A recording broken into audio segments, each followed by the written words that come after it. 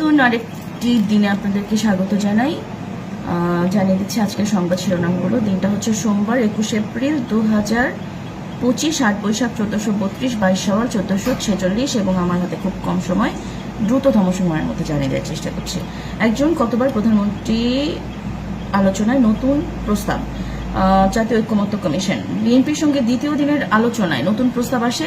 এক ব্যক্তি মাঝখানে বিরতি দিয়ে সর্বোচ্চ 3 বার প্রধানমন্ত্রী হতে পারবেন।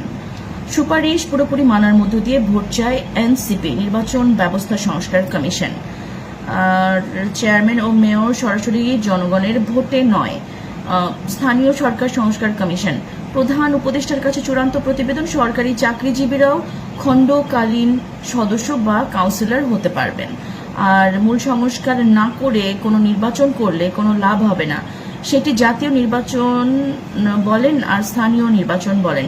তোফায়েল আহমেদ, প্রধান স্থানীয় সরকার সংস্কার কমিশন, একথা বলেছেন। আন্তর্জাতিক অপরাধ ট্রাইব্যুনাল শেখ হাসিনার মামলায় তদন্তের সময় আরও 2 মাস বাড়ল। স্বাস্থ্যে গবেষণা কাজে আসছে না, আছে অনিয়মের অভিযোগ। ছিল স্বজনপ্রীতি, বেকার বরাদ্দ, গবেষণা প্রতিবেদন জমা পড়েনি, জমা পড়াগুলো সংরক্ষণের উদ্যোগ নেই, কাজে লাগানোর চেষ্টা নেই, নেই জবাবদিহিতা। স্বাস্থ্য অধিদপ্তরকে দল বা গোষ্ঠী স্বার্থ না দেখে নিরপেক্ষভাবে প্রতিষ্ঠান ও গবেষকদের কাজ দিতে হবে এবং ঢাকার বাইরের প্রতিষ্ঠানের কথাও মাথায় রাখতে হবে। অধ্যাপক সাইবা আক্তার, সদস্য, স্বাস্থ্য খাত সংস্কার কমিশন। ভাতা বাড়বে 50 থেকে 150 টাকা, সামাজিক নিরাপত্তা কর্মসূচি। আর এই ছিল আজকের প্রথম আলোর সংবাদ শিরোনাম। সমকাল 31 বাংলাদেশিকে ফেরত পাঠিয়েছে যুক্তরাষ্ট্র।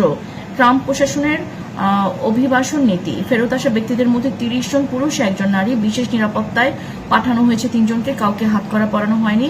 কত বাংলাদেশকে ফেরত পাঠানো হবে সেই সংখ্যা জানা যায়নি।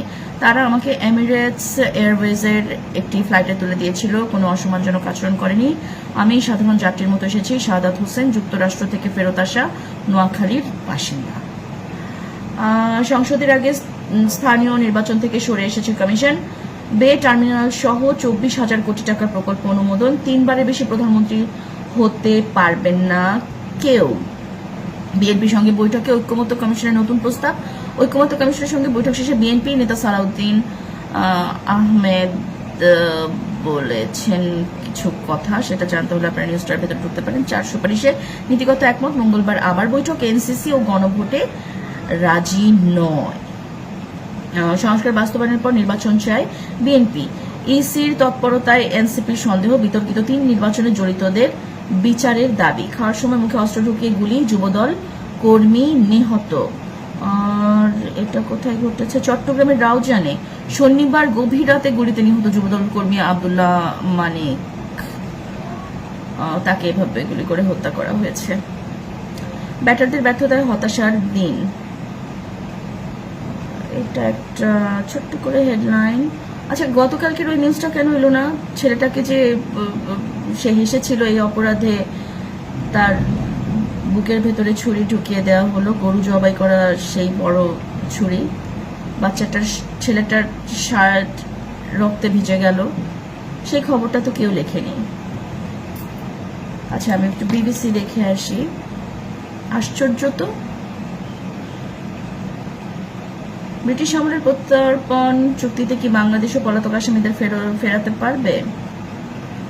সংস্কার ইস্যুতে একাধিক বিষয়ে দ্বিমত বিএনপির। ফ্যাসিবাদের পতনে নব্য ফ্যাসিবাদ উত্থানের অভিযোগ জিএম। দিনাজপুরের ভবেশ রায়ের মৃত্যুকে নিয়ে ভারত বাংলাদেশ বিতর্ক কি ঘটেছিল সেখানে? যুক্তরাষ্ট্র জুড়ে ট্রাম্প বিরোধী বিক্ষোভে অংশ নিল হাজার হাজার মানুষ। না, বিবিসি নিউজ বাংলাতেও তো আসেনি খবরটা।